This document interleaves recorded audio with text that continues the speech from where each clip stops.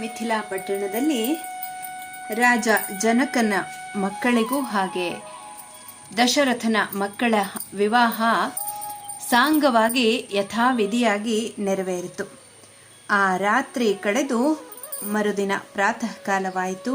ಮಹಾಮುನಿಗಳಾದಂತಹ ವಿಶ್ವಾಮಿತ್ರರು ಜನಕನ ಹಾಗೆ ದಶರಥರ ಅನುಮತಿಯನ್ನ ಪಡೆದು ಹಿಮವತ್ ಪರ್ವತಕ್ಕೆ ಹೊರಟು ಹೋಗುತ್ತಾರೆ.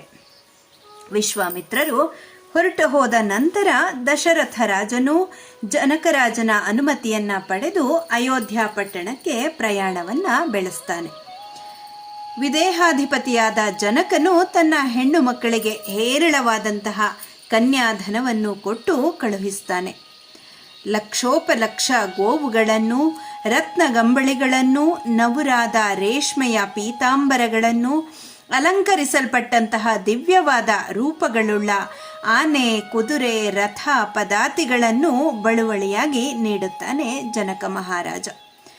ಕನ್ಯಾಪಿತೃವಾದ ಜನಕನು ತನ್ನ ಹೆಣ್ಣು ಮಕ್ಕಳೊಡನೆ 100 ಮಂದಿ ಸಖಿಯರನ್ನು, ಅನೇಕ ಮಂದಿ ದಾಸರನ್ನು ಕಳುಹಿಸಿಕೊಟ್ಟ. ಅನೇಕ ಲಕ್ಷ ಬೆಳ್ಳಿಯ ನಾಣ್ಯಗಳನ್ನು, ಸುವರ್ಣ ನಾಣ್ಯಗಳನ್ನು, ಹವಳಗಳನ್ನು ಹೆಣ್ಣು ಮಕ್ಕಳಿಗೆ ಬಳುವಳಿಯಾಗಿ ನೀಡಿದ. ಆನಂದ ತುಂದಿಲನಾದಂತಹ ಜನಕರಾಜ ಇನ್ನೂ ಅನೇಕ ಉತ್ತಮೋತ್ತಮ ವಸ್ತುಗಳನ್ನು ಹೆಣ್ಣು ಮಕ್ಕಳಿಗೆ ಬಳುವಳಿಯಾಗಿ ಕೊಟ್ಟು ಕಳುಹಿಸ್ತಾನೆ. ಮಿಥಿಲೇಶ್ವರನಾದ ಜನಕನು ಹೀಗೆ ಅನೇಕ ವಿಧಗಳಾದ ಬಳುವಳಿಗಳನ್ನು ನೀಡಿ ದಶರಥನೊಡನೆ ಸ್ವಲ್ಪ ದೂರ ಪ್ರಯಾಣ ಮಾಡಿ ಆ ನಂತರ ಅವನ ಅನುಮತಿಯನ್ನು ಪಡೆದು ತನ್ನ ಅರಮನೆಯನ್ನು ಸೇರಿದ. ಅಯೋಧ್ಯಾಧಿಪತಿಯಾದಂತಹ ದಶರಥ ರಾಜನು ಜನಕರಾಜನಿಗೆ ಯಥೋಚಿತವಾದಂತಹ ಸವಿಮಾತುಗಳನ್ನು ಹೇಳಿ ಕಳುಹಿಸಿಕೊಟ್ಟ ನಂತರ ಮಹರ್ಷಿಗಳನ್ನು ಮುಂದೆ ಮಾಡಿಕೊಂಡು ಚತುರಂಗ ಬಲ ಸಮೇತನಾಗಿ ಮಹಾತ್ಮರಾದ ತನ್ನ ಮಕ್ಕಳೊಡನೆ ಅಯೋಧ್ಯೆಗೆ ಪ್ರಯಾಣವನ್ನು ಬೆಳೆಸಿದ. ಹಾಗೆ ಪ್ರಯಾಣ ಮಾಡುತ್ತಿದ್ದಾಗ ಮಾರ್ಗ ಮಧ್ಯದಲ್ಲಿ ಪಕ್ಷಿಗಳು ಅಲ್ಲಲ್ಲಿ ಘೋರವಾಗಿ ಅಪಸ್ವರದಿಂದ ಚೀರುತ್ತಿದ್ದವು. ಭೂಮಿಯಲ್ಲಿ ಓಡಾಡುತ್ತಿದ್ದ ಮೃಗಗಳು ದಶರಥ ರಾಜನನ್ನು ಬಲಭಾಗದಲ್ಲಿ ಬಿಟ್ಟುಕೊಂಡು ಮುಂದೆ ಓಡಿ ಹೋಗುತ್ತಿದ್ದವು.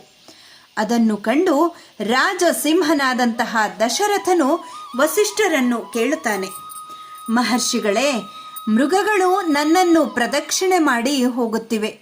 ಆದರೆ ನನ್ನ ಸುತ್ತಲೂ ಭಯಂಕರವಾದಂತಹ ಪಕ್ಷಿಗಳು ಚೀರಾಡುತ್ತಿವೆ.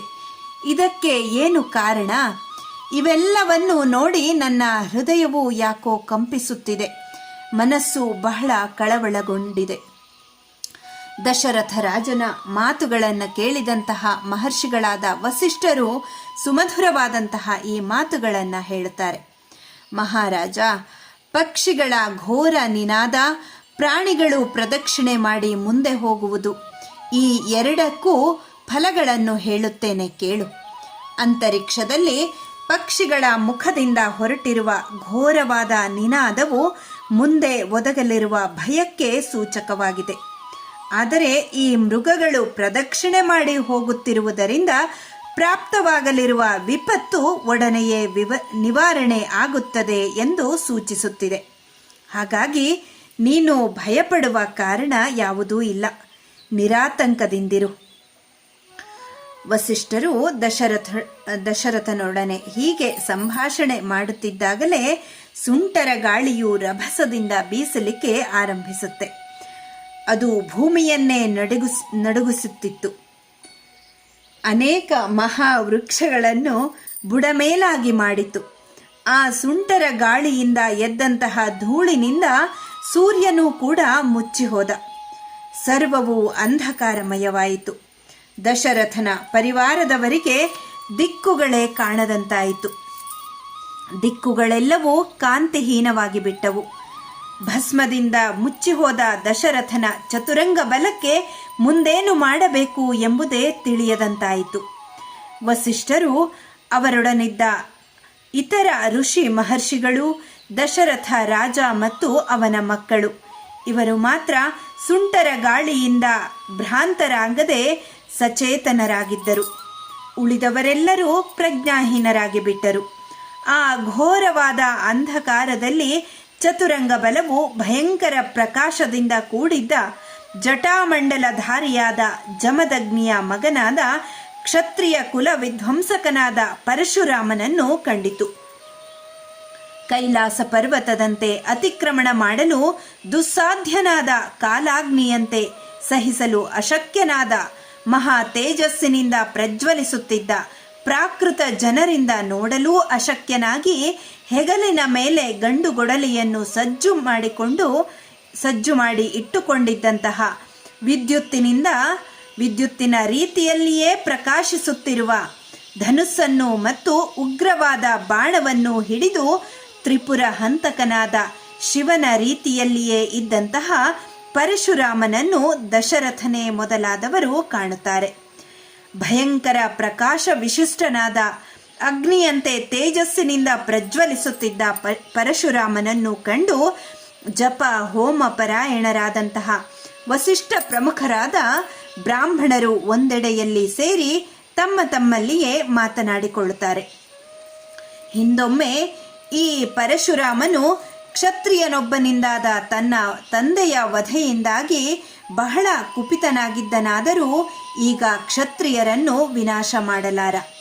ಏಕೆಂದರೆ ಪೂರ್ವದಲ್ಲಿಯೇ ಇವನು ಭೂಮಿಯಲ್ಲಿನ ಸರ್ವ ಕ್ಷತ್ರಿಯರನ್ನು ವಧೆ ಮಾಡಿ ಕೋಪರಹಿತನೂ ಚಿಂತಾರಹಿತನೂ ಆಗಿದ್ದನು. ಹಾಗಾಗಿ ಕ್ಷತ್ರಿಯ ವಂಶವನ್ನು ವಿನಾಶ ಮಾಡುವುದು ಇವನ ಇಂದಿನ ಆಶಯ ಆಗಿರಲಾರದು. ಹೀಗೆಂಬುದಾಗಿ ಪರಸ್ಪರವಾಗಿ ಮಾತನಾಡಿಕೊಂಡು ತತ್ಕಾಲದಲ್ಲಿ ಮಾಡಬೇಕಾದ ತಮ್ಮ ಕರ್ತವ್ಯವನ್ನು ನೆನೆದು ಅರ್ಘ್ಯಪಾದ್ಯಾದಿಗಳನ್ನು ತೆಗೆದುಕೊಂಡು ಭಯಂಕರನಾಗಿ ಕಾಣುತ್ತಿದ್ದ ಪರಶುರಾಮನನ್ನು ಆದರದಿಂದ ಸ್ವಾಗತಿಸಿ, ಭಾರ್ಗವ, ನಿನಗೆ ಸ್ವಾಗತ. ನಾವು ಕೊಡಲಿರುವ ಈ ಅರ್ಘ್ಯಪಾದ್ಯಾದಿಗಳನ್ನು ಸ್ವೀಕರಿಸು. ಹೀಗೆ ಸವಿಮಾತುಗಳಿಂದ ಪರಶುರಾಮನನ್ನು ಓಲೈಸಿದರು. ಪ್ರತಾಪಶಾಲಿಯಾದ ಜಮದಗ್ನಿಯ ಮಗನಾದಂತಹ ಪರಶುರಾಮನು ಋಷಿ ಮಹರ್ಷಿಗಳಿಂದೊಡಗೂಡಿ ಆದರಪೂರ್ವಕವಾಗಿ ಕೊಡಲ್ಪಟ್ಟ ಅರ್ಘ್ಯಪಾದ್ಯಾದಿಗಳಿಂದೊಡಗೂಡಿದ ಪೂಜೆಯನ್ನು ಸ್ವೀಕರಿಸಿ ದಶರಥ ಪುತ್ರನಾದಂತಹ ಶ್ರೀರಾಮನಿಗೆ ಕೆಲವಷ್ಟು ಮಾತುಗಳನ್ನು ಹೇಳುತ್ತಾನೆ.